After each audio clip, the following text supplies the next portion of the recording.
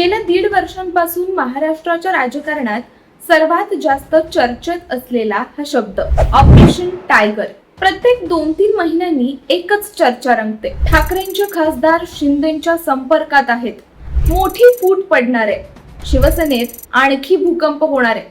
पण प्रत्येक वेळी धूर खूप निघाला, आग मात्र लागली नाही. मात्र यावेळी परिस्थिती थोडी वेगळी दिसतीये. कारण पहिल्यांदाच फक्त खासदार फुटणार अशी चर्चा नाहीये, तर थेट 16 आमदार आणि 7 खासदार शिंदेच्या संपर्कात असल्याचा दावा स्वतः शिंदे गटाचे आमदार कृपाल तुमाने यांनी केलाय. आणि त्यातच आणखी एक महत्त्वाची घटना घडली. सोमवारी संध्याकाळी उपमुख्यमंत्री एकनाथ शिंदे यांनी महाराष्ट्र विधिमंडळाचे माजी सचिव आणि नियमांचे गाढे अभ्यासक अनंत कळसे यांची भेट घेतली. साधी राजकीय भेट असती तर एवढी चर्चा झाली नसती. पण सूत्रांच्या माहितीनुसार या भेटीत संभाव्य फुटीच्या कायदेशीर बाबींवर चर्चा झाल्याचं सांगितलं जात आहे. म्हणजेच प्रश्न आता असा आहे, ऑपरेशन टायगर ही केवळ अफवा आहे की पडद्यामागे खरोखरच मोठा गेम सुरू आहे? आणि जर हा गेम खरा असेल तर त्याचा सर्वात मोठा फटका उद्धव ठाकरेंना बसणार का? चला सविस्तर समजून घेऊयात आजच्या या व्हिडिओच्या माध्यमातून. नमस्कार, मी सृष्टी आणि आपण पाहताय मराठी मंडळी. गेल्या आठवडाभरापासून ठाकरे गटातील काही खासदारांच्या हालचालींनी राजकीय वर्तुळाचं लक्ष वेधलंय. काही खासदारांच्या बैठका, काहींची अनुपस्थिती, काहींचं मौन आणि काहींचे शिंदे गटातील नेत्यांशी वाढलेले संपर्क यामुळे ऑपरेशन टायगरच्या चर्चांना मोठी हवा मिळाली. या सगळ्या पार्श्वभूमीवर उद्धव ठाकरे यांनी मातोश्रीवर खासदारांची तातडीची बैठक बोलावली. पण या बैठकीला 9 पैकी फक्त 4 खासदार प्रत्यक्ष उपस्थित होते. उर्वरित 5 खासदारांनी ऑनलाईन सहभाग घेतला. यानंतर राजकीय चर्चांचा स्फोटच झाला, कारण विरोधकांनी लगेच प्रश्न विचारायला सुरुवात केली. जर सगळं काही सुरळीत असेल तर 5 खासदार प्रत्यक्ष का आले नाहीत?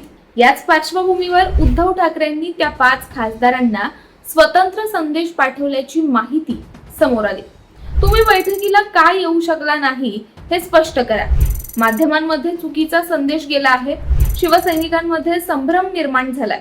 तुम्ही अजूनही पक्षासोबत आहात हे सार्वजनिकपणे सांगा, असा संदेश ठाकरेंनी दिल्याचं बोललं जात आहे. म्हणजेच चर्चा जरी नाकारल्या जात असल्या तरी पक्ष नेतृत्वाला परिस्थितीची गंभीरता नक्कीच जाणवत असल्याचं दिसतं. दुसरीकडे शिंदे गट मात्र पूर्ण आक्रमक मोड मध्ये आहे.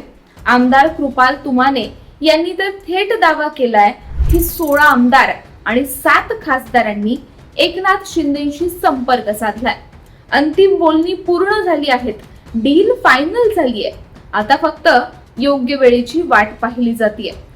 त्यामुळेच शिवसेनेच्या 19 जून रोजी होणाऱ्या वर्धापन दिनाकडे सगळ्यांचं लक्ष लागलंय. कारण राजकीय वर्तुळात चर्चा आहे की याच दिवशी ऑपरेशन टायगर पूर्णत्वास नेलं जाऊ शकतं.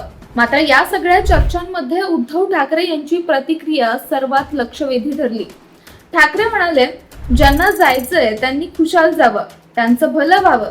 आजचा दिवस माझा नसेल, पण उद्याचा दिवस नक्की माझा असेल. बाळासाहेबांची शिवसेना सोडून जाणाऱ्यांना एक दिवस पश्चाताप होईल. हे विधान अनेक अर्थांनी महत्वाचं आहे. कारण एका बाजूला ते आत्मविश्वास दाखवतं, पण दुसऱ्या बाजूला फुटीची शक्यता पूर्णपणे नाकारतही नाही. म्हणूनच राजकीय विश्लेषक या विधानाकडे वेगळ्या नजरेने पाहत आहेत. दरम्यान खासदारांच्या बैठकीनंतर संजय राऊत यांनी दावा केला की आमचे सर्व 9 खासदार उद्धव ठाकरेंसोबतच आहेत. एवढंच नाही तर काही खासदारांनी ऑनलाईन बैठकीत आई वडिलांची शपथ घेतली, काहींनी आई भवानीची शपथ घेतली, तर काहींनी साईबाबांची शपथ घेऊन आम्ही पक्षासोबतच राहणार असल्याचं सांगितलं. पण राजकारणात शपथा आणि प्रतिज्ञा यांचं आयुष्य किती असतं हे महाराष्ट्राने गेल्या काही वर्षात अनेकदा पाहिलंय. त्यामुळे सध्या तरी दोन्ही बाजूंकडून दावे प्रतिदावे सुरू आहेत.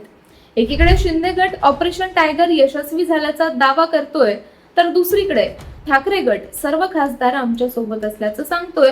पण या सगळ्यात सर्वात महत्वाचा प्रश्न आहे, जर खरोखरच 7 खासदार आणि 16 आमदार फुटले तर त्याचा सर्वात मोठा राजकीय फायदा कोणाला होईल? उत्तर स्पष्ट आहे, एकनाथ शिंदे. कारण त्यामुळे त्यांचं शिवसेनेवरील वर्चस्व आणखी मजबूत होईल आणि जर ऑपरेशन टायगर पुन्हा एकदा फसला तर तो ठाकरे गटासाठी मोठा मानसिक विजय असेल.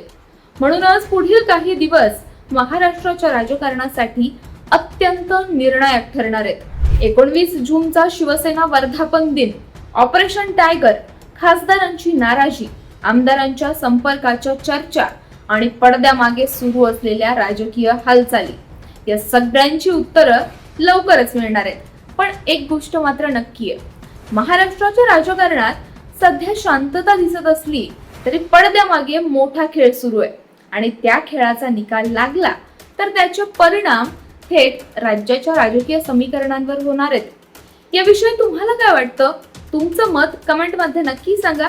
व्हिडिओ आवडला असेल तर लाईक, शेअर आणि मराठी मंडळीला सबस्क्राईब करायला विसरू नका. धन्यवाद.